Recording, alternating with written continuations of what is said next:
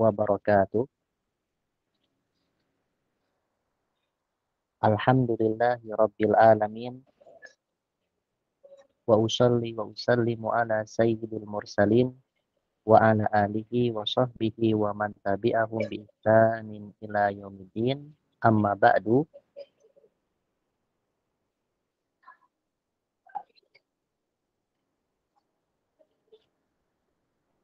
Alhamdulillah, segala puji dan syukur kita ucapkan kepada Allah Subhanahu wa taala yang memberikan kepada kita semua limpahan nikmat-nikmatnya.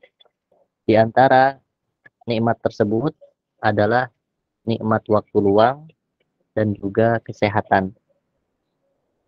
Sehingga pada sore hari ini kita bisa berkumpul di majelis ini, majelis online ini, untuk sama-sama belajar ilmu din, ilmu agama. Ilmu yang akan menjadikan kita semua sebagai hamba Allah yang diinginkannya. Sebagaimana sabda Rasulullah Shallallahu Alaihi Wasallam, "Man yuridillahu bihi khairan yufaqihu fiddin." Barang siapa yang Allah inginkan untuknya kebaikan, maka Allah berikan fikih, Allah berikan pemahaman untuknya terhadap agamanya. Kemudian, sholawat dan salam semoga senantiasa terlimpah curahkan kepada Nabi kita Muhammad Shallallahu Alaihi Wasallam, kepada keluarganya, kepada para sahabatnya, serta umatnya yang senantiasa istiqomah di atas jalannya sampai hari kiamat kelak. Ikhwatu fillah rahimani wa rahimakumullah.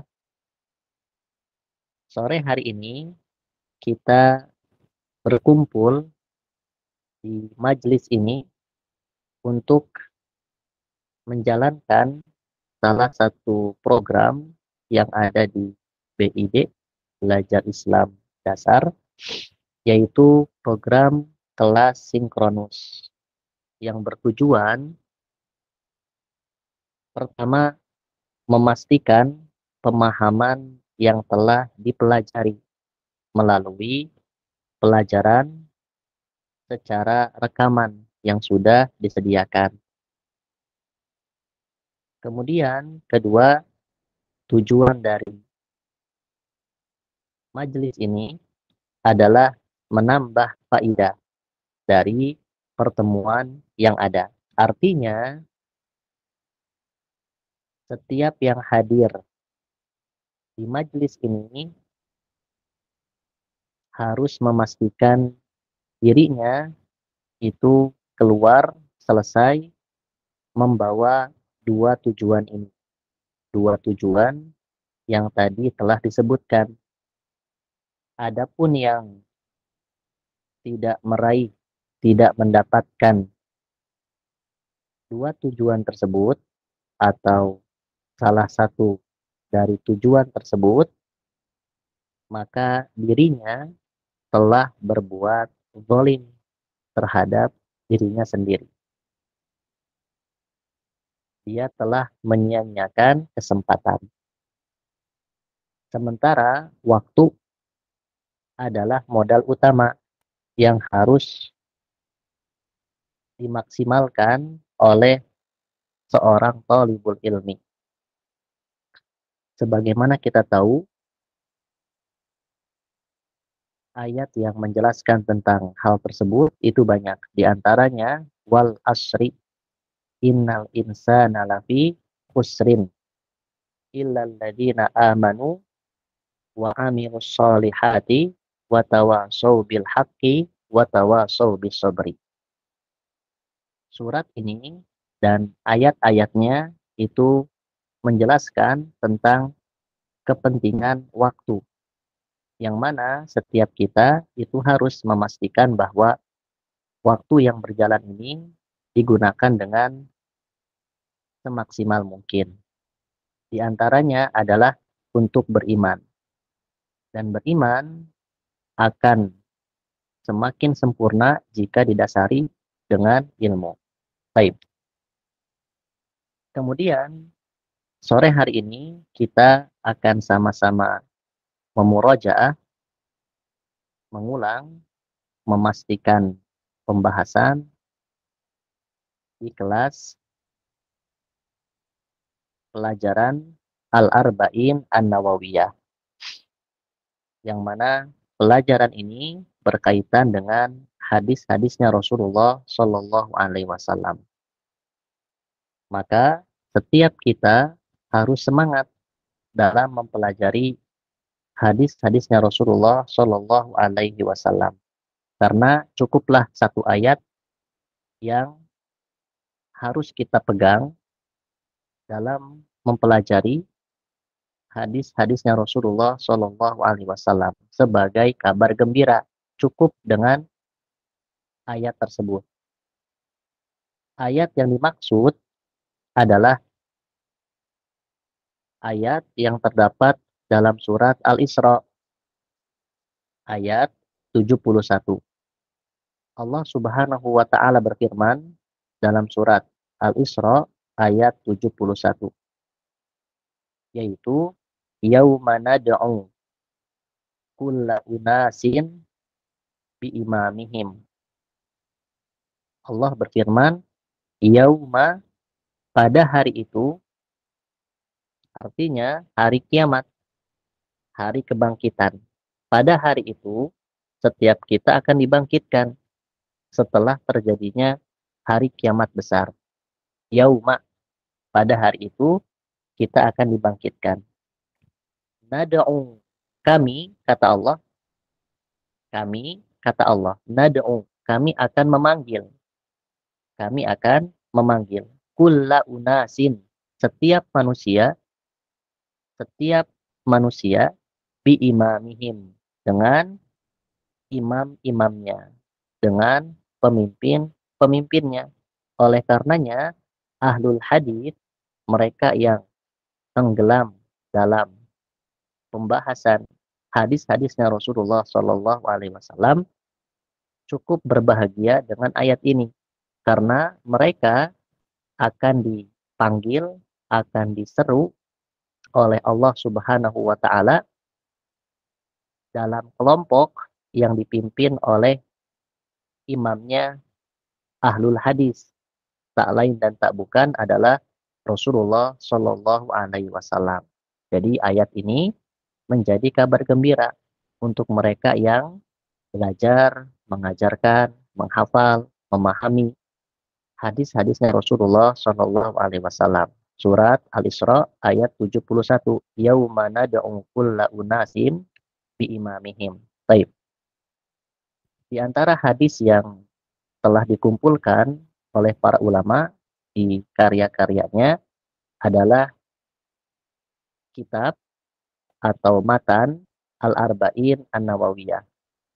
Satu kitab, satu matan yang Allah telah berikan keberkahan untuk kitab tersebut, yang ditulis oleh Imam An-Nawawi, yang telah ditulis oleh Imam An-Nawawi. Siapa nama Imam An-Nawawi? Ada yang mau jawab? Silakan.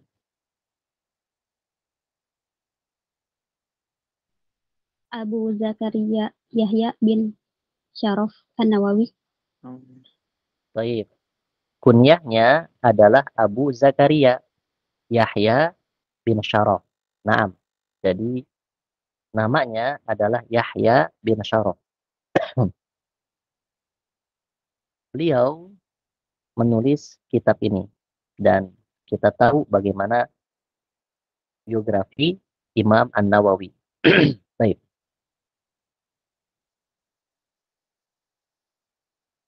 Untuk pertemuan kita di kelas sinkronus ini memiliki 3 pertemuan.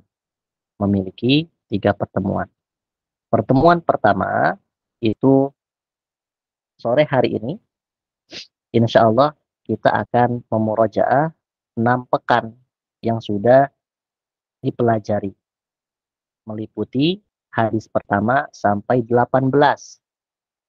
sampai 18. Pekan kedua, insya Allah di hari Senin, tanggal 1 Mei, itu akan kita murojaah materi pekan ke-7 sampai pekan ke-12. Mencakup hadis 19 sampai 34. Kemudian pertemuan ketiga, insya Allah di bulan yang sama, yaitu di tanggal 29 Mei, dengan pembahasan pekan ke-13 sampai ke-16, meliputi hadis 35 sampai 42. Baik. Pertama, kita berdoa kepada Allah Subhanahu wa taala agar Allah mudahkan segala niat dan segala amalan. Baik. Di pertemuan pertama ini kita akan memurojaah pekan pertama sampai pekan ke-6, meliputi hadis pertama sampai ke-18. Baik. Yang mana semua yang hadir itu sudah mendengarkan pelajaran yang disampaikan dari setiap pekannya. Baik.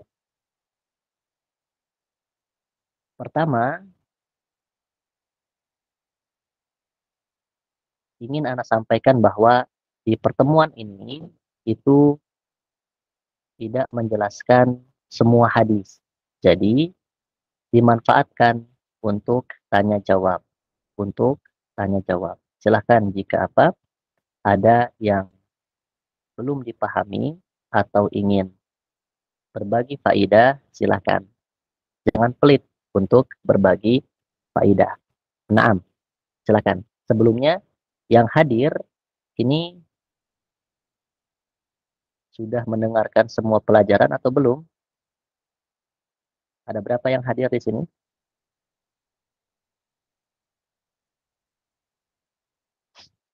Silakan.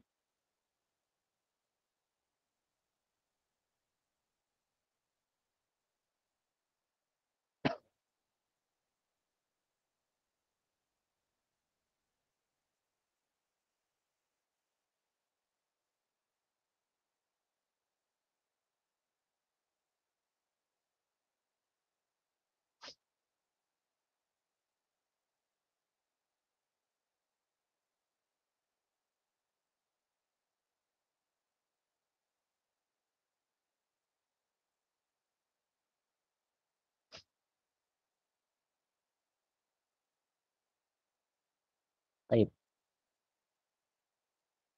Atau kita baca ya setiap hadisnya. Nah, satu orang silakan dibaca satu hadis ini. Kita baca hadis pertama sampai hadis ke-18. Silakan dibaca. Satu orang, silakan.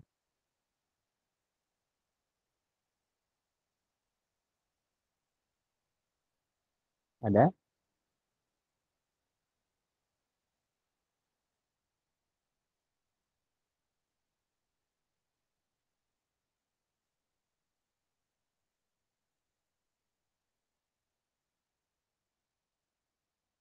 Anak cobain Ustaz.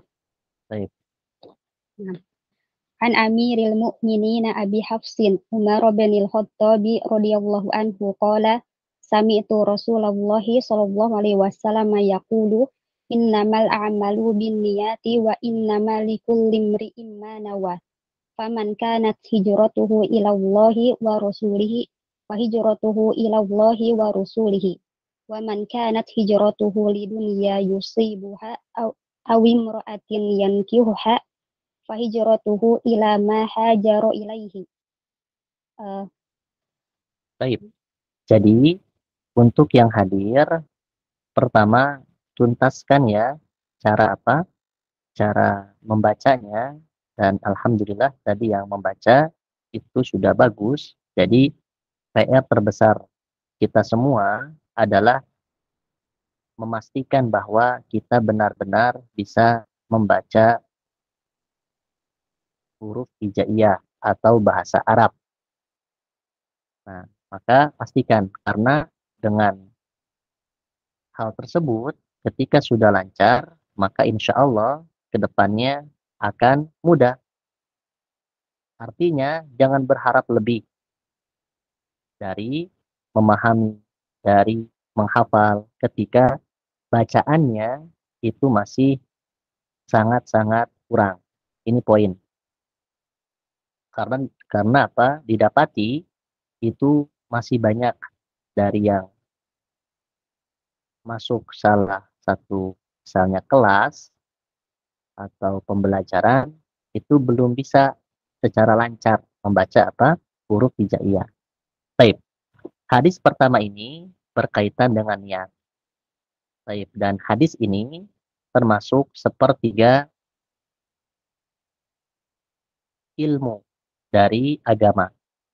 Sepertiga ilmu. Karena Imam Syafi'i rahimahullahu ta'ala menyatakan bahwa Islam dibangun di atas 3 hadis. Imam Syafi'i menjelaskan bahwa agama Islam dibangun di atas 3 hadis. Pertama, hadis ini. Kedua, dalam hadis Arba'in, hadis keberapa? Hadis kelima, yang berkaitan dengan man ahdatsa fi amrina hada ma laisa minhu wa huwa radun. Dan hadis ketiga itu nomor berapa? Nomor keenam, yang menjelaskan tentang innal halala bayyin wa innal harama bayyin wa bainahuma umurun mushtabihat. Jadi Imam Syafi'i memberikan satu pondasi, satu pernyataan bahwa Islam dibangun di atas 3 hadis ini. Hadis pertama berkaitan dengan amalan hati.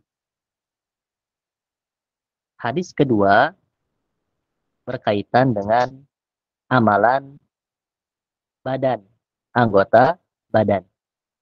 Ketiga berkaitan dengan kepastian halal dan juga kepastian haram. Dan juga perkara-perkara yang syubhat. Poin kedua, bahwa niat itu membedakan satu ibadah dengan ibadah yang lain atau membedakan ibadah dengan adat. Poin ketiga, Rasulullah Shallallahu Alaihi Wasallam setelah menjelaskan teori tentang niat bahwa setiap amalan harus memiliki niat dan posisi niat itu akan menjadi syarat sahnya ibadah, syarat sahnya amalan, dan juga sebagai sebab besar kecilnya pahala dari ibadah tersebut. Setelah itu menyebutkan teori, Rasulullah memberikan misal. Misalnya adalah hijrah. Kenapa yang dimisalkan di sini adalah hijrah? Kenapa? Ada yang tahu? Kenapa Rasulullah menyebutkan hijrah di sini? Sebagai contoh dari teori tentang niat. Tidak menyebut tentang sholat. Faman kanat sholatuhu ilallahi wa rasulih, misal. Kenapa hijrah yang disebutkan di sini? Ada yang tahu jawabannya? Silakan.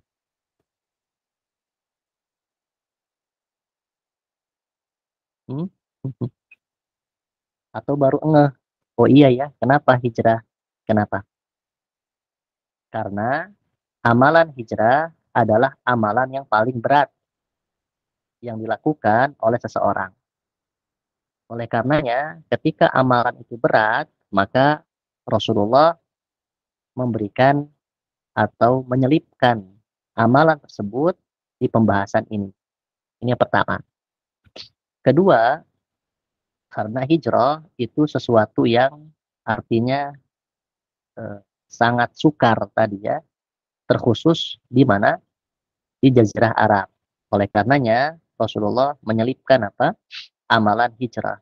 Karena amalan ini adalah amalan yang sangat berat. Sangat berat. Baik, selesai dari hadis yang pertama. Hadis yang kedua, silakan siapa yang baca? Silakan.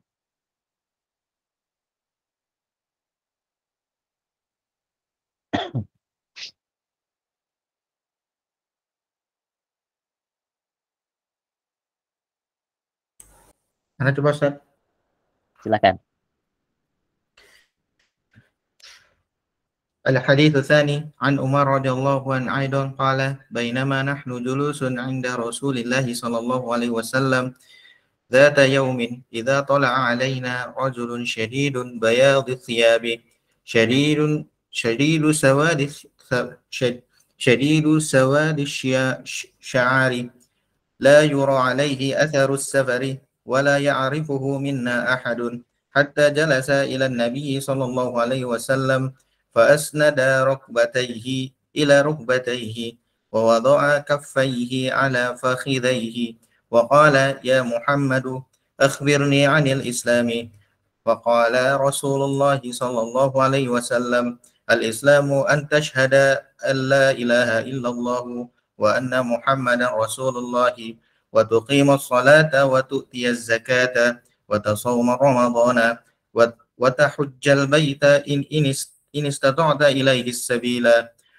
قال صدقت. فعجبنا له يسأله ويصدقه. قال فأخبرني عن الإيمان. قال أن تؤمن بالله وملائكته وكتبه ورسله واليوم الآخر وتؤمن بالقدر خيره وشره. قال صدقت. قال فأخبرني عن الإحسان. قال أن تعبد الله كأنك تراه فإن لم تكن تراه فإنه يراك. قال فأخبرني عن الساعة. قال ما المسؤول عنها بأعلم من السائل. قال فأخبرني عن أماراتها. قال أن تدل الأمة ربتها وأن ترى الحفاة العراة العالة رعاء الشاء يتطاولون في البنيان. قال ثم انطلق فلبثت مليا ثم قال يا عمر أتدري من السائل؟ قلت الله ورسوله أعلم. قال فإنه جبريل أتاكم يعلمكم دينكم. رواه مسلم. Baik, hadis kedua menjelaskan tentang 3 tingkatan agama. 3 tingkatan agama. Yang pertama adalah Islam, yang merupakan fondasi awal bagi seseorang. Kedua adalah iman, dan yang paling tingginya adalah ihsan. Oleh karenanya, ketika seseorang ingin mencontoh para sahabat dan Rasulullah Shallallahu Alaihi Wasallam, sebagaimana kita tahu dalam surat At-Taubah ayat 100, Allah Subhanahu wa taala berfirman, "As-sabiqunal awwaluna minal muhajirin wal ansar walladzina tabauhum bi ihsan." Dan mereka yang mengikuti para sahabat itu harus mengikuti dengan ihsan. Artinya, penyebutan ihsan di sini itu adalah penyebutan tingkat yang paling tinggi. Maka pastikan bahwa klaim kita mengikuti salafus saleh itu menggunakan modal apa? Kalau masih bermodalkan ikut-ikutan, dia belum ihsan. Maka belum tentu mendapatkan radhiyallahu anhum wa radu'an. Karena syarat mengikuti para sahabat, jejak para sahabat adalah dengan ihsan. Yang mana ihsan merupakan tingkatan tertinggi dalam beragama. Maka bagaimana seseorang bisa mengikuti jejak para sahabat kalau mereka tidak mengenalnya? Maka pastikan bahwa kita dengan klaimnya kita itu apa? Itu sudah mencapai tingkat ihsan. Artinya pembahasan Islam, pembahasan iman sudah lulus, beranjak ke tingkat ihsan. Yang mana ihsan dijelaskan di sini, anta budallaha ka'annaka tarah. Seakan-akan engkau beribadah melihat Allah. Kalau tidak demikian, maka engkau beraktivitas apapun itu melihat dalam keadaan dipantau, dilihat oleh Allah Subhanahu wa taala. Maka semua kita harus jujur sedang berada di tingkat mana? Tingkat Islamkah, tingkat imankah, atau sudah mencapai tingkat ihsan? Bisa jadi puluhan puluhan majelis taklim yang kita hadiri itu kita masih di level Islam atau di level iman, maka pastikan kita apa? Sudah di tingkat mana? Kalau sudah jujur, jujur. Harus apa? Harus jujur. Karena dengan kejujuran bisa apa? Melihat kekurangan. Karena kita semua apa? Berharap untuk bisa di tingkat ihsan. Karena setiap yang muhsin, dia beriman dan dia berislam. Artinya tidak setiap yang berislam itu beriman dan juga apa? Berihsan. Baik. Hadis ketiga. Silakan dibaca.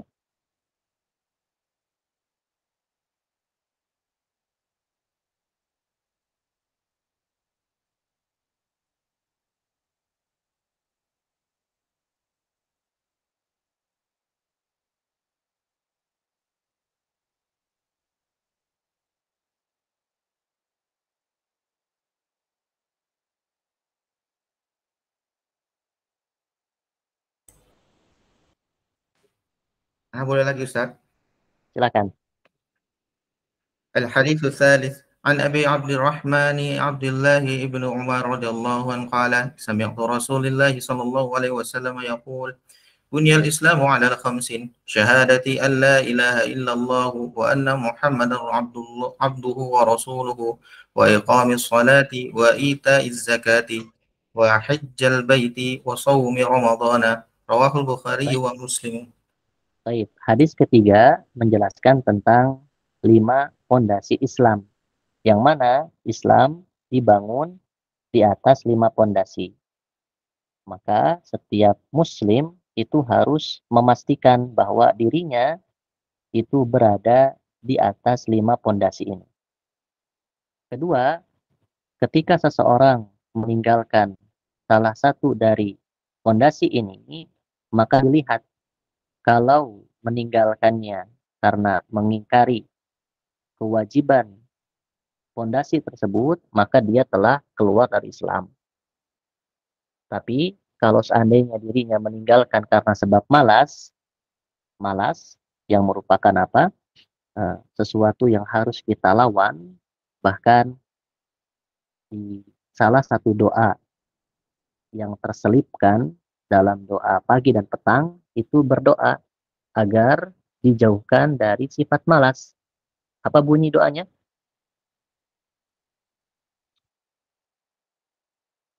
Apa doanya? Salah satu doa dari zikir pagi dan petang. Atau nggak pernah baca? Atau nggak mau ria? Baik. Apa salah satu doanya yang terkait dengan malas? Allahumma inni a'udzu bika minal kasali wasu'il kibari. Perhatikan, doa ini itu kalau kita tadaburi luar biasa. Allahumma inni a'udzubika, ya Allah, aku berlindung kepadamu, yang mana dirimu adalah sebaik-baik pelindung. Aku berlindung kepadamu. Minal kasali, dari kemalasan, apapun itu kemalasan.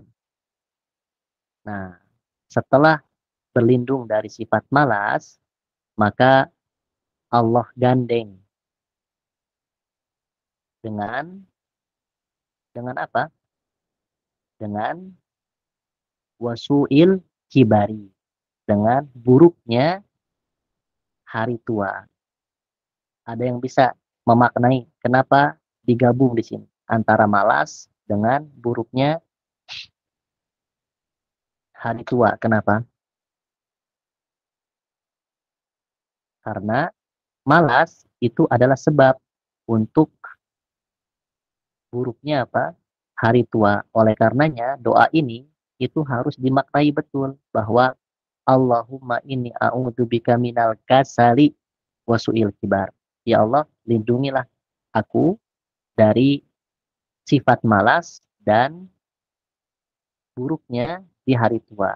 Kita semua tidak mengetahui bagaimana apa kelak hari tua kita. Karena kita semua menanti satu status, satu status yang mana status tersebut kita tidak bisa viralkan ya di media sosial kita. Apa itu? Su'ul afwan, husnul khotimah. Bagaimana seorang bisa memviralkan apa status ini? Sementara dirinya apa? Sudah meninggal. Padahal status ini itu merupakan penentu dari kehidupan kita semua. Maka pastikan apa? Kita tidak meninggalkan fondasi keislaman ini. Baik dengan mengingkari apa? Kewajibannya, naudzubillah, ataupun apa? Dengan sifat malas. Baik. Ini hadis ketiga. Hadis keempat, silakan dibaca.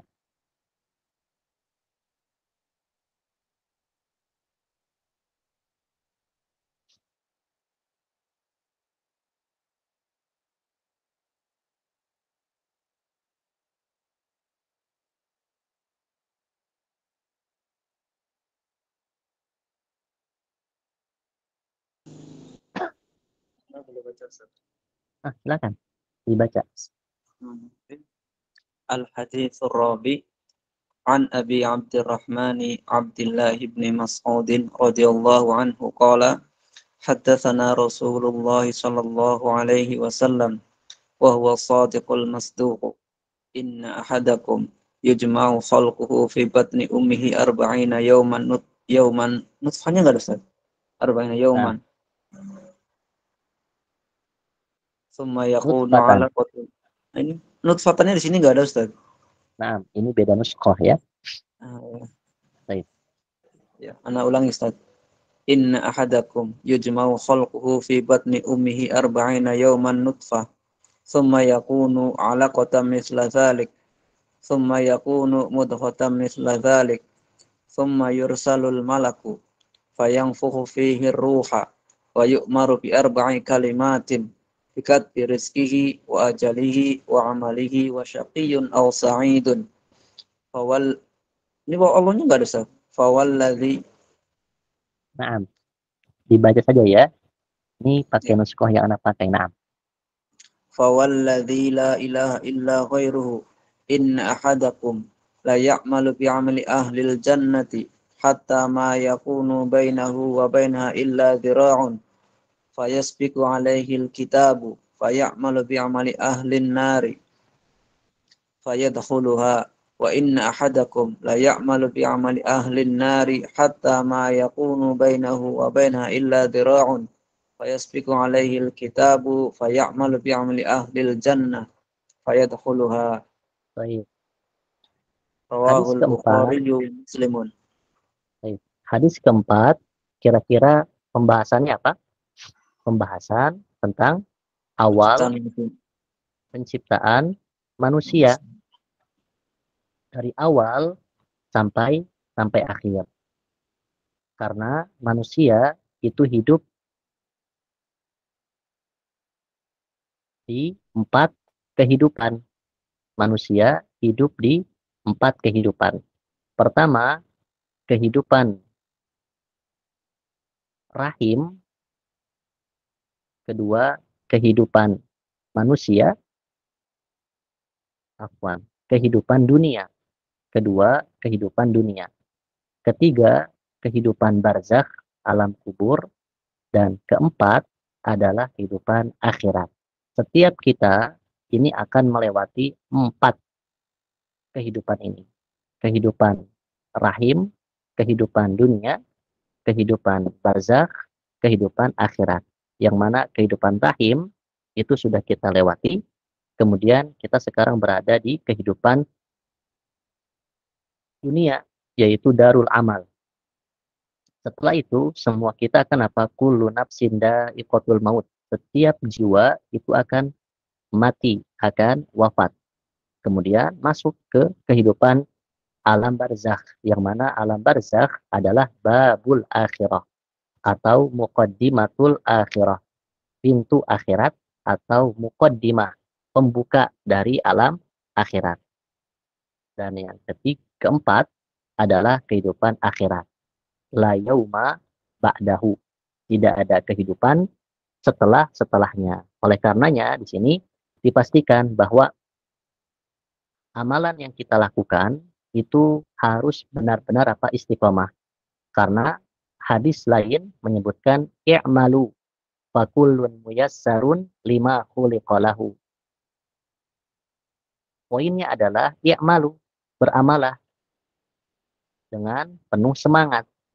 Karena sesuatu itu akan dimudahkan jalannya. Kalau seseorang ingin ke surga, maka sudah dia beramal. Jelas amalannya harus sesuai dengan syarat-syaratnya.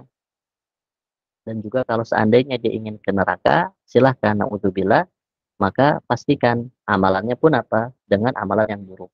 Karena semua perkara itu sudah Allah dan Rasulnya jelaskan. Sementara kita tinggal memilih mana jalan yang ingin kita tempuh. Dan poinnya adalah pastikan bahwa akhir dari kehidupan kita itu adalah husnul khatimah. Husnul khatimah, bukan su'ul khatimah. Karena tidak ada lagi kehidupan setelahnya. Baik. Silakan dibaca hadis kelima.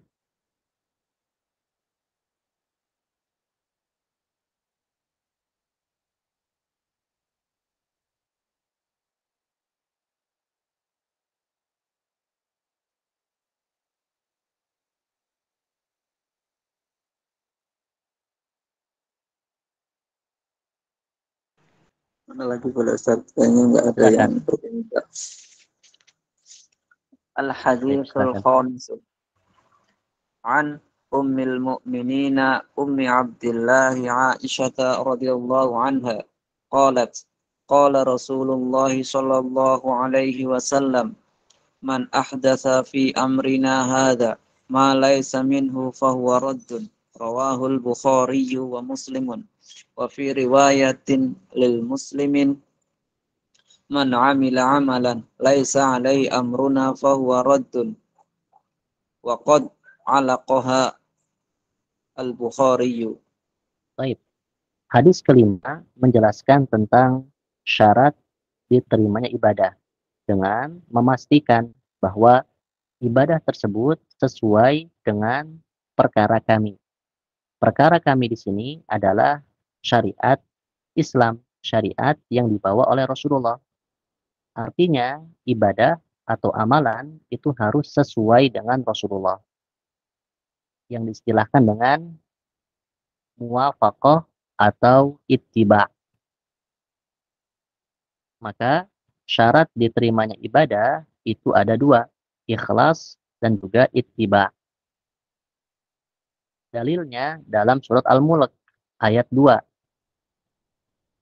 Ada yang hafal?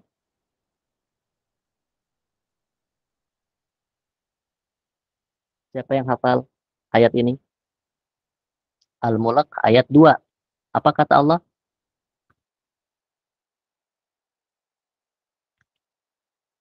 Ayat alladzi bismillah. Ustaz. Naam. Bismillahirrahmanirrahim. Alladzi khalaqal mauta wal hayata liyabluwakum ayyukum ahsanu amala. Ahsanu amala kata Fudail bin Iyad, dia adalah yang ikhlas, dan juga yang benar.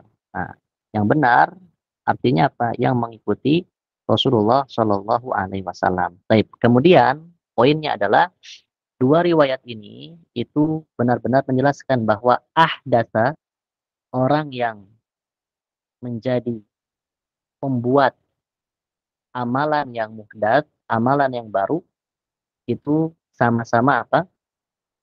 Tertolak amalannya. Dan juga apa? Man amila, barang siapa yang mengerjakan. Barangkali apa? Yang membuat itu tidak mengamalkan, atau yang mengamalkan itu tidak membuatnya. Tapi sama saja, baik yang membuat ataupun yang mengamalkan, apalagi kedua-duanya digabungkan, maka apa? Itu ditolak, ditolak. Baik. Kemudian hadis ke-5 ini menjadi salah satu dari 3 hadis yang disebutkan oleh Imam Syafi'i rahimahullah ta'ala. Baik, hadis ke-6, silakan dibaca.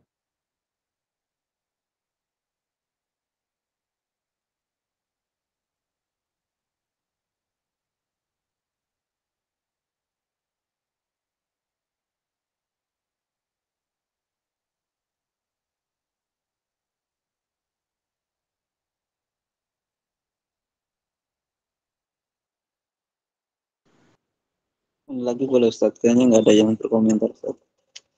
Baik. Silakan. Al-Hadis As-Sadis An Abi Abdullah Nu'man ibn Bashir radhiyallahu anhuma qala sami'tu Rasulullah sallallahu alaihi wasallam yaqulu inna halala bayyinun wa inna harama bayyinun wa bainahuma umurun mushtabihatun la ya'lamuhunna katsirun minan nasi faman ittaqash syubuhati faqad istabra'a lidinihi wa 'irdihi wa man waqa'a fis syubuhati waqa'a fil harami karra'i yar'a hawlal hima yushiku ay yarta'a fihi ala wa inna likulli malikil hima ala wa inna himallahi maharimuh ala wa inna fil jasadil mudghah idza salahat salahal jasada kulluh wa idza fasadat fasadal jasada kulluh ala wahyal qalb. Baik. Rawahul Bukhari wa Muslimun. Baik, hadis ke-6 menjelaskan tentang kewajiban seseorang itu mengetahui halal dan juga haram, serta mengetahui perkara-perkara yang syubhat, yang mana semua itu harus didasari dengan ilmu. Maka mau tidak mau dia harus belajar. Belajarnya harus dengan benar, dengan sungguh-sungguh, agar dengan ilmunya itu dia mengetahui kehalalan dan mengetahui keharaman, tidak ditukar. Artinya ilmu yang dia pelajari menyatakan halal adalah halal, haram adalah haram, bukan sebaliknya. Kemudian hadis ini merupakan apa? Hadis yang disebutkan oleh Imam Syafi'i sebagai salah satu dari pondasi agama Islam. Baik. Kemudian ketiga, di akhir hadis ini menjelaskan tentang apa? Tentang satu bagian yang dia menjadi poros dari semua anggota badan lainnya, yaitu adalah hati. Adalah hati. Maka pastikan bahwa semua kita itu harus senantiasa akrab dengan hatinya, jujur dengan hatinya, dan pastikan bahwa hatinya itu senantiasa teguh di atas agama ini, di atas sunnah ini. Oleh karenanya, doa yang sering kita dengar, kita baca terkait dengan keteguhan hati adalah apa doanya? Ya muqallibal qulub tsabbit qalbi. Sabbit qalbi ala dinik. Ya muqallibal qulub sabbit. Kata-kata sabbit itu adalah tasbit. Artinya kita meminta tasbit, meminta keteguhan, meminta kekokohan kepada siapa? Kepada Allah.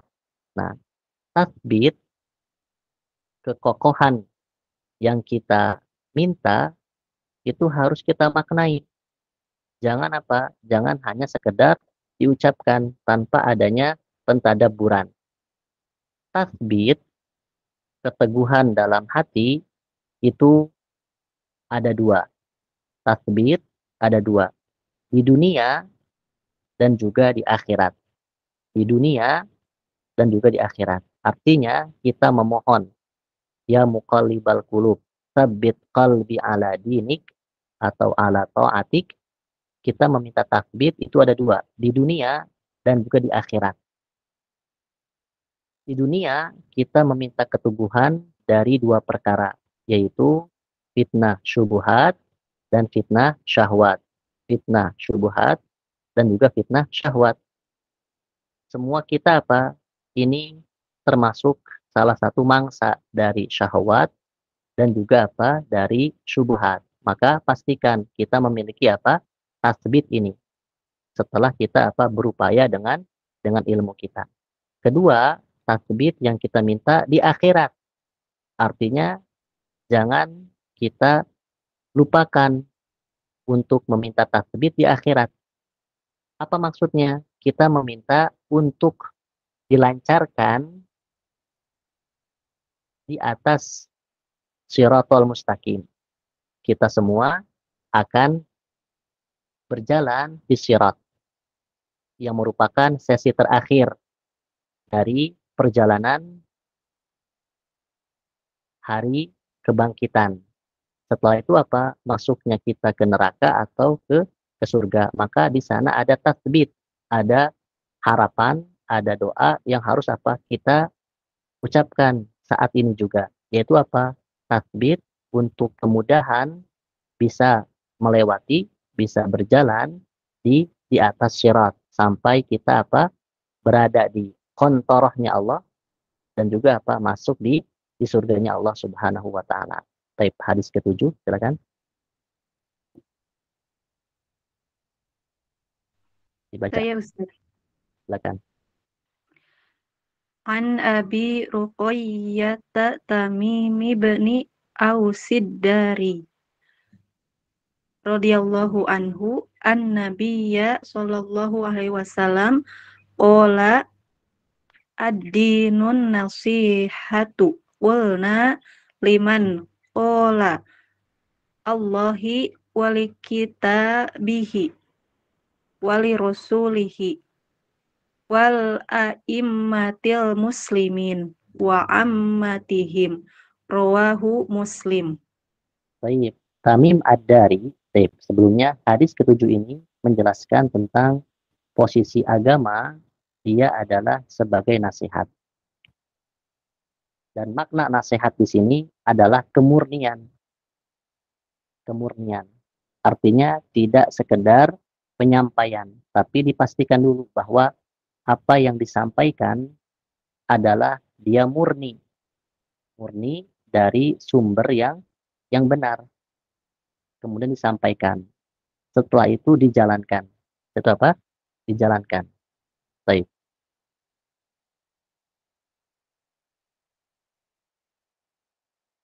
Oleh karenanya, ketika sahabat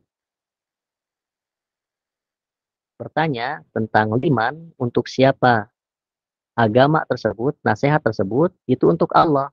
Artinya apa? Kita pastikan bahwa apa yang kita sampaikan dari agama ini, itu murni. Untuk Allah, murni ada dalam kitabnya, dan disampaikan oleh Rasulullah, dan seterusnya. Itu apa? Itu makna an-nasihat. Kemudian, hadis ini diriwayatkan oleh Tamim Ad-Dari. Tamim bin Aus Ad-Dari. Kita tahu semua bahwa Tamim ibni Aus Ad-Dari adalah mantan pendeta dari Nasrani. Yang mana beliau masuk Islam setelah bertemu dengan siapa? Dengan Dajjal. Dengan Dajjal. Oleh karenanya, ketika beliau setelah bertemu dengan Dajjal, datang ke Madinah, maka Rasulullah itu mengumpulkan seluruh sahabat. Maka Rasulullah memberikan pernyataan bahwa datang kepada kalian Tamim Ad-Dari. Artinya seorang mantan pendeta Nasrani yang sekarang telah masuk Islam. Dan aku, kata Rasulullah, akan menyampaikan perkara tentang Dajjal. Dan saksinya adalah Tamim Ad-Dari. Tamim Ad-Dari. Baik. Hadis ke-8, silakan. Dibaca.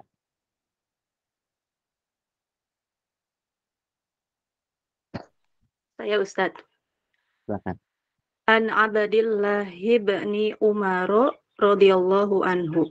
Anna Rasulullah sallallahu alaihi wasallam qala umirtu an uqatilan nasa hatta yashhadal alla ilaha illallah wa anna Muhammadar Rasulullah wa yuqimus shalah wa yu'tuz zakah fa iza fa'alu zalika asamu minni dima'ahum wa amwalahum illa bihaqi islami wa hisabuhum 'ala Allahi ta'ala.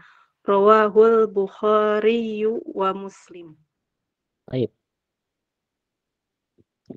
Hadis ke-8 ini menjelaskan tentang apa jaminan seseorang ketika telah berislam. Maka ketika seseorang telah berislam dan memperlihatkan keislamannya, maka baginya itu ada jaminan.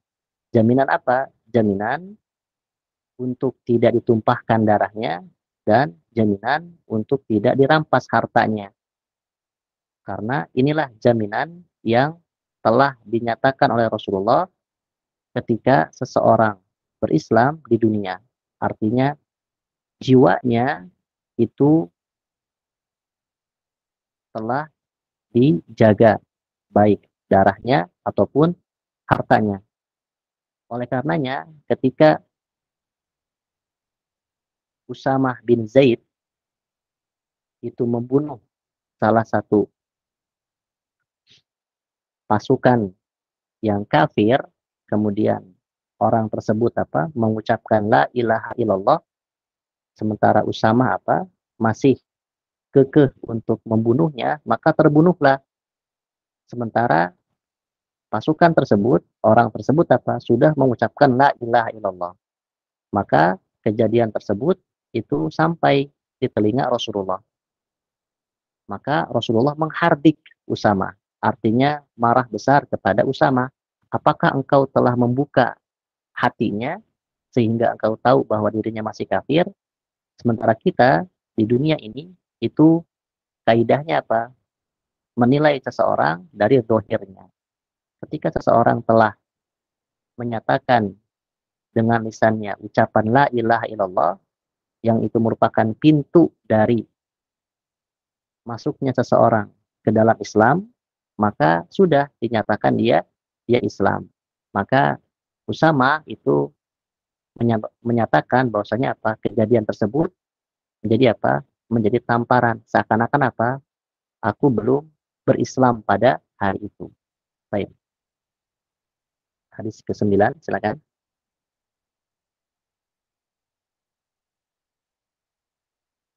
Dibaca. Nah, Ustaz. Silakan.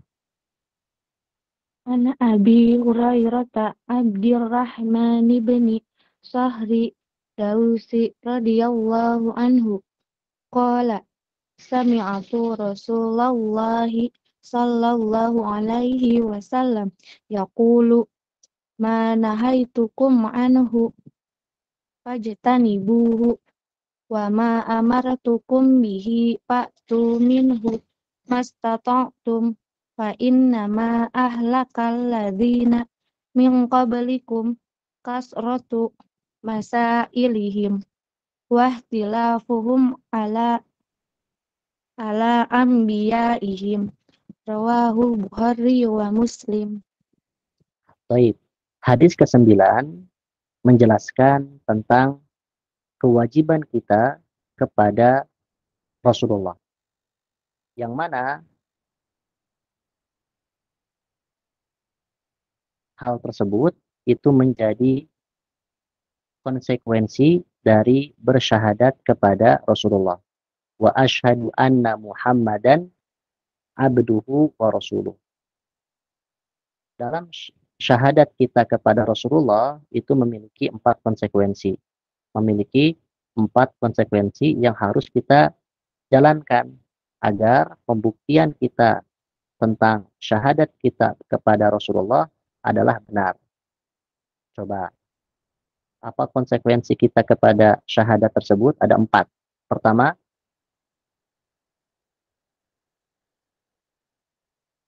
apa? Menjalani setiap perintahnya. Menjalani setiap perintahnya. Ahsan. Kedua? Dan menjauhi setiap larangannya. Menjauhi setiap larangannya. Ketiga? Setiap yang diperintah dan dilarang adalah wahyu dari Allah. Baik. Keempat? Mentaati Rasul sama dengan telah mentaati Allah. Baik. 4 hal tersebut, 2 benar ya. Nah, yang ketiganya itu apa? Saya anak ulang. Pertama, menjalani semua perintahnya, menjauhi semua larangannya. Keempat, membenarkan semua beritanya. Dan yang keempat, menjalankan ibadah sesuai dengan tuntunannya. Ini apa? 4 konsekuensi, 4 kewajiban yang harus kita jalankan setelah kita bersyahadat kepada Rasulullah. Artinya syahadat kita itu tidak sebatas ucapan. Dia punya konsekuensi. Pertama, membenarkan setiap beritanya, menjalankan setiap perintahnya, menjauhi setiap larangannya, dan menjalankan ibadah sesuai dengan syariatnya. Baik. Kemudian di sini syariat Islam itu dibangun di atas 2, perintah dan larangan. Nah, untuk perintah maka dijalankan, untuk larangan maka dijauhi. Baik. Untuk syariat perintah maka ada tambahan mastata'tum sesuai dengan kemampuan kita, karena setiap kita memiliki apa? Memiliki fasilitas untuk menjalankan perintah itu berbeda-beda. Oleh karenanya, ketika kita menjalankan perintah Allah, perintah Rasulnya, maka ada keterangan apa? Mastata'tum, sesuai dengan kemampuan kalian. Karena setiap kita memiliki fasilitas, kebutuhan yang apa? Berbeda-beda. Adapun untuk setiap larangan, maka Rasulullah tidak menyertakan apa? Mastata'tum. Tidak menyertakan mastata'tum. Kenapa? Karena setiap kita itu memiliki apa? Kemampuan untuk menjauhi larangan. Dengan cara apa? Ada yang tahu? Dengan cara apa? Kita menjauhi larangan dengan cara apa? Semua kita bisa meninggalkan. Dengan cara berdiam diri. Dengan cara apa? Cukup berdiam diri ya. Ketika kita berdiam diri, itu sudah kita apa? Enggak menjalankannya. Nah, maka setiap kita itu apa? Bisa meninggalkan semua larangan yang ada dalam Islam. Dengan cara apa? Berdiam diri. Baik ya. Jadi mager yang benar lah ya. Itu apa? Mager untuk apa? Untuk meninggalkan larangan Allah. Cukup berdiam diri. Nah, adapun apa? Adapun untuk perintah Allah, maka dia ada tambahan apa? Mastata'tum. Mastata'tum. Baik. Kemudian hadis ini menjelaskan apa? Sebab kebinasaan kaum terdahulu dengan banyak bertanya hal-hal yang apa?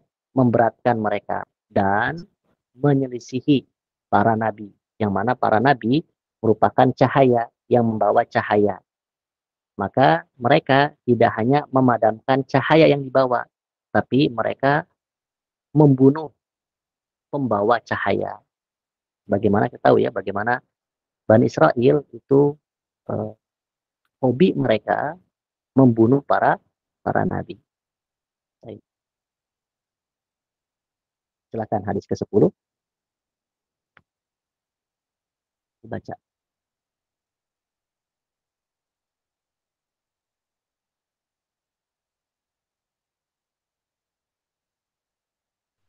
Saya Ustadz. Silakan. An Abi Hurairah radhiyallahu anhu qala Rasulullah sallallahu alaihi wasallam innallaha ta'ala thayyibun la yaqbalu illa thayyiba wa innallaha amaral mu'minina bima amara bihi mursalin. Faqala ya ayyuhar rasulu kulu minat thayyibati wa a'malu sholihan. Wa qala ya ayyuhallazina amanu kulu min thayyibati ma razaqnakum. Summa zakarur rajula yuqilus safaru ash'asa aghbaru yabuddu yadayhi ilas sama ya Rabbi wa mat'amuhu haramun wa mashrabuhu haramun wa malbasuhu haramun wa ghuziya bi harami fa anna yustajabu lazalika rawahu fa anna yustajabu lazalika Lidzalika ya, itu salah. Lidzalika rawahu Muslimun. Baik. Hadis ke-10 menjelaskan tentang perkara-perkara yang baik, perkara-perkara yang thayyib, yang itu merupakan salah satu nama dan sifat Allah. Nah, maka dikarenakan hal tersebut merupakan nama dan sifat Allah, maka di antara perintah atau tuntunannya yang harus kita pahami dari bertauhid asma wa sifat adalah mengikuti, menjalani setiap kandungan dari nama dan sifatnya. Allah Subhanahu wa taala berfirman, "Walillahil asmaul husna fad'uhu biha." Dan milik Allah nama dan sifatnya, nama yang baik, sifat yang tinggi. Maka kewajiban kalian adalah apa? Fad'uhu biha. Di antara makna fad'uhu biha selain berdoa dengannya adalah menjalankan kandungan dari nama dan sifat tersebut. Maka di sini Allah memiliki nama Thayyib. Sifatnya apa? Senantiasa menerima yang baik-baik. Maka kita pun apa? Harus mengikuti kandungan dari nama dan sifat ini. Pastikan bahwa kita bersih, kita mencari sesuatu yang thayyib dan seterusnya. Ini poin pertama. Kedua, bahwa perintah yang Allah perintahkan untuk kita semua itu pun apa? Diperintahkan untuk para nabi dan rasul. Artinya, sekelas nabi dan rasul pun apa? Masih tetap diperintahkan. Masih jatuh untuk mereka perintah Allah.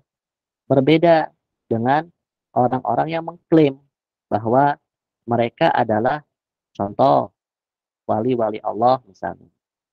Atau memiliki derajat yang di atas manusia. Sehingga apa? Sehingga syariat telah tidak lagi wajib bagi mereka. Bayangkan, mereka apa? Mengklaim seperti itu. Sementara hadis ini itu menyatakan apa? Perintah yang kami perintahkan kepada orang-orang beriman, itu pun apa? Kami perintahkan kepada para nabi dan rasul. Artinya apa? Artinya para nabi dan rasul yang telah mencapai nabi dan rasulnya itu tidak mengklaim bahwa setelah menjadi nabi dan rasul tidak memiliki kewajiban untuk menjalankan syariat. Berbeda dengan mereka-mereka yang apa? Mengklaim sudah mencapai satu tingkatan dari tingkatan yang mereka buat, kemudian apa? Konsekuensinya adalah gugur kewajiban sholat, gugur kewajiban puasa, dan seterusnya. Maka ini bantahan untuk apa? Untuk mereka. Kemudian hadis ini apa? Menjelaskan tentang perkara doa. Bahwasanya apa? Setelah kita memastikan apa yang kita konsumsi, apa yang kita miliki adalah baik, maka lanjutkan dengan berdoa. Dengan berdoa. Karena berdoa salah satu syaratnya adalah apa? Dia harus tidak memiliki penghalang antara yang berdoa dengan yang dimaksudkan. Baik, selesai hadis ke-10, hadis ke-11 silakan.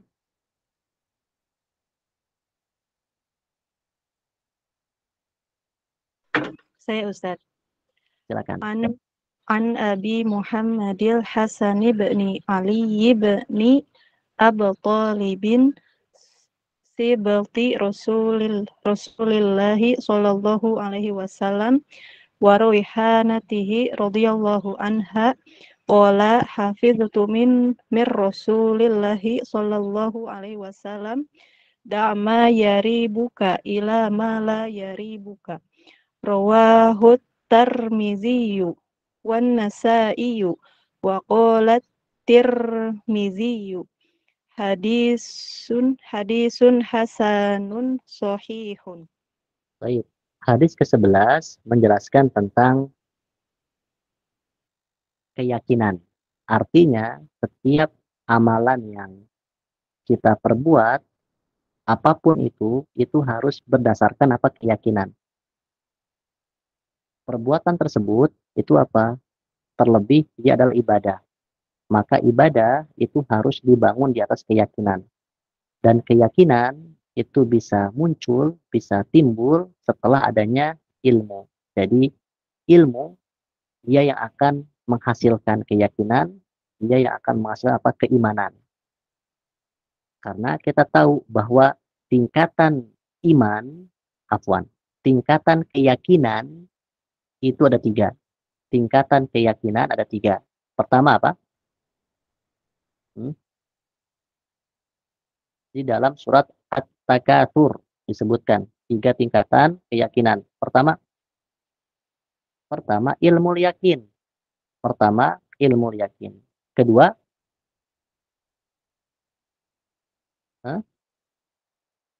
Kedua, ainul yakin.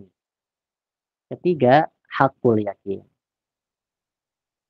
Yakin ada 3. Apa saja? Diulang satu orang.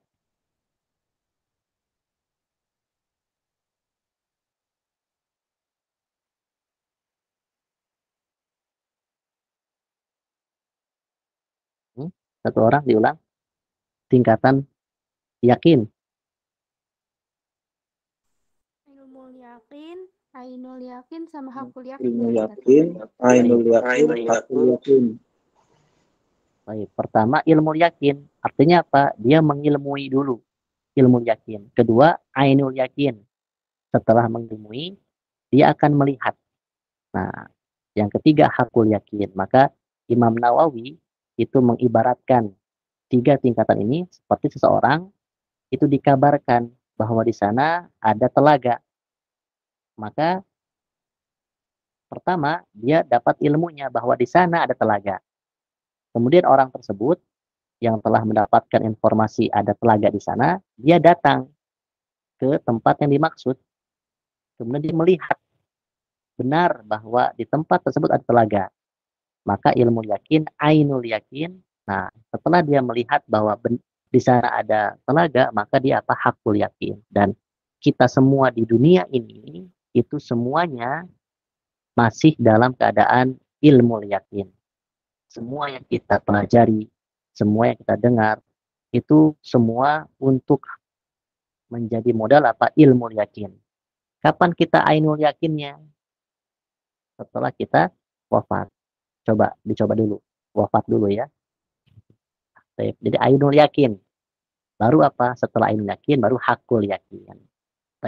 Jadi pastikan bahwa ibadah kita itu apa? Itu dia dibangun di atas keyakinan. Tidak di atas keraguan, terlebih apa? Kebodohan. Atau ikut-ikutan. Maka pastikan bahwa belajar kita ke depan itu untuk memastikan bahwa ibadah kita, amalan kita itu dibangun di atas keyakinan. Bukan lagi kata siapa, tapi kata Al-Quran dan kata Rasulullah SAW. 12, silakan.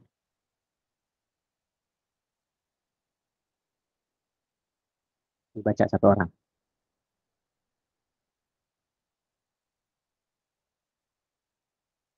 Mana aja, Ustaz?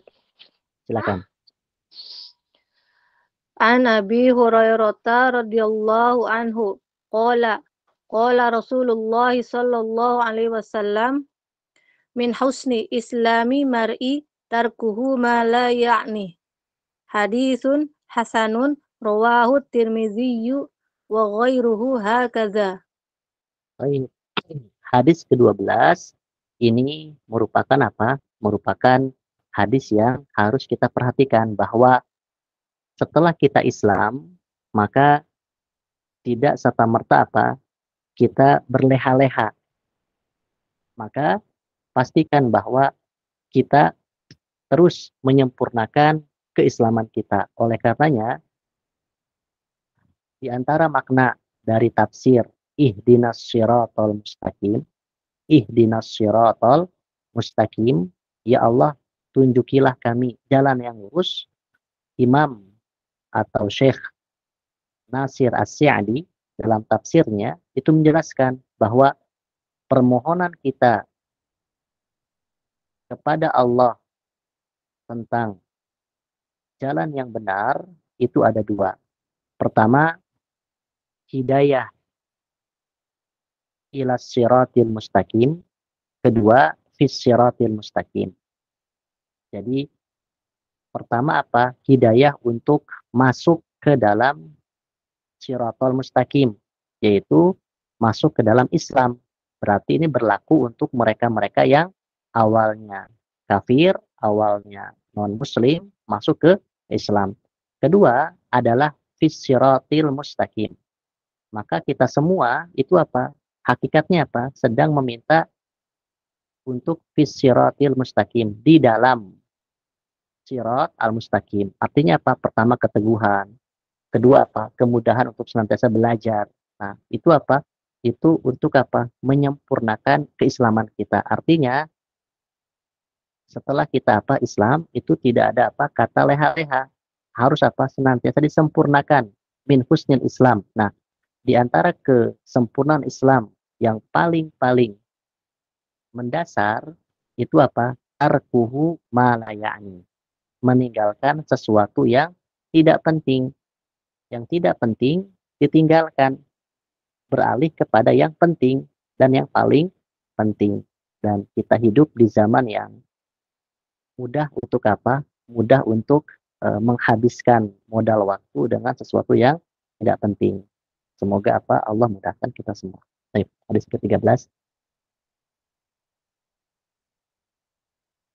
Silakan dibaca satu orang. Ana Ustaz. Silakan. Hadisul salisa asyara an Abi Hamzah Anas bin Malik radhiyallahu anhu qadimi Rasulillah sallallahu alaihi wasallam anin Nabi sallallahu alaihi wasallam qala la yu'minu ahadukum hatta yuhibba li akhihi ma yuhibbu li nafsihi. Rawahul Bukhari wa Muslim. Baik, hadis ini hadis terakhir ya di pertemuan ini. Hadis ke-13 adalah hadis dari Anas bin Malik yang menjelaskan bahwa tidak akan beriman seseorang dengan iman yang sempurna. Nah, pastikan bahwa keimanan kita itu kita harus pelajari bahwa keimanan yang kita telah miliki itu terbagi menjadi dua pelajaran. Pertama, pelajaran iman untuk apa? Untuk mendapatkan kesahan iman. Artinya standar keimanan yang berkonsekuensi imannya kita adalah benar. Kedua, keimanan yang sifatnya apa? Sebagai penyempurna. Sebagai penyempurna. Baik. Nah, keimanan yang standar, yang menjadi kesahan imannya seseorang, kita tahu dia harus memahami 6 rukun iman. 6 rukun iman. Baik. Karena kita paham dua pembahasan ini, mana kategori pembahasan iman yang menjadi kesahan iman atau kesempurnaan iman. Contoh misalnya, kita datang ke seseorang. Kemudian kita bertanya bahwasanya Allah Subhanahu wa Ta'ala menciptakan malaikat. Kita harus beriman kepada malaikat. Nah, dirinya orang tersebut itu tidak tahu ada makhluk namanya malaikat dan tidak tahu ada kewajiban beriman.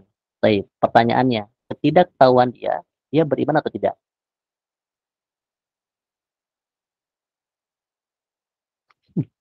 Beriman atau tidak?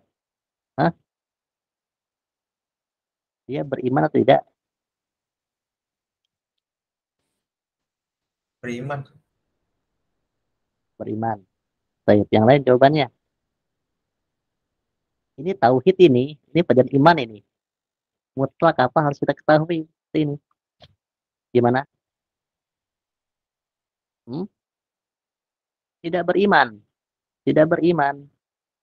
Ya, pastikan, makanya apa? Pastikan bahwa kita memahami pembahasan-pembahasan tentang keimanan yang menjadi syarat sah imannya seorang. Artinya, kalau dia tidak mengetahui pembahasan tersebut, konsekuensinya dia tidak beriman. Nah, pembahasan kedua, artinya apa? Ini level yang di tahap pertama sudah aman, tapi apa? Dia harus menyempurnakannya. Contoh, kita datang ke seseorang, kita mengatakan bahwa salah satu rukun iman adalah beriman kepada malaikat. Kemudian dia pun tahu bahwasanya apa? Dia pernah belajar bahwasanya di sekolah dulu salah satu rukun iman adalah iman kepada malaikat. Nah, kemudian kita bertanya, di antara malaikat ada malaikat Malik yang sifatnya itu mukanya apa? Mukanya musam atau sering cemberut dengan dengan muka yang begitu menakutkan sebagai penjaga neraka. Nah, dia tidak tahu bahwasanya apa? Di sana ada malaikat namanya malaikat Malik, penjaga pintu neraka. Dia posisinya beriman atau tidak? Nah, maka dia beriman karena ketidaktahuan dia terhadap adanya malaikat bernama malaikat Malik itu sebagai pembahasan apa? Penyempurna. Asalnya dia telah beriman adanya malaikat. Nah, ini dipastikan ya, semua kita tuntas dalam pembahasan ini. Pembahasan ini, mana iman, mana pembahasan iman yang menjadi syarat sah keimanan, mana pembahasan iman yang menjadi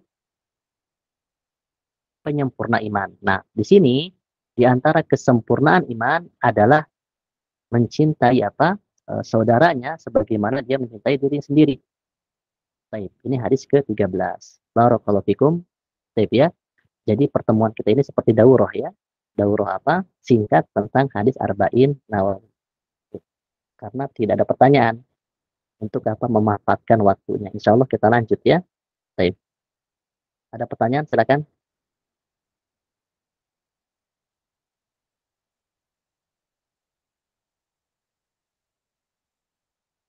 Jika tidak ada, semoga apa yang tadi disampaikan dan dibaca bermanfaat untuk kita semua sebagai murojaah, sebagai tambahan faidah.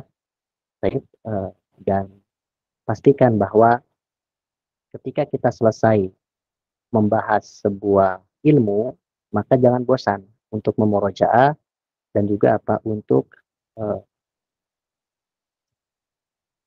kembali belajar, karena di sana masih banyak ilmu yang belum kita ketahui. Tinggal kita memastikan bahwa kita ini butuh terhadap ilmu atau tidak. Maka jujurlah kepada diri sendiri. Baik, barakallahu fikum. Kita cukupkan sampai di sini. Kita berharap kepada Allah Subhanahu wa Ta'ala agar menjadikan duduknya kita di sini selama 1 jam lebih sebagai pemberat di timbangan kebaikan kita kelak di hari kiamat. Kita tutup dengan doa kafaratul majlis. Subhanakallahumma bihamdika asyhadu an la ilaha illa anta astaghfiruka wa atubu ilaik. Wassalamualaikum warahmatullahi wabarakatuh. Waalaikumsalam. Waalaikumsalam Waalaikumsalam warahmatullahi wabarakatuh.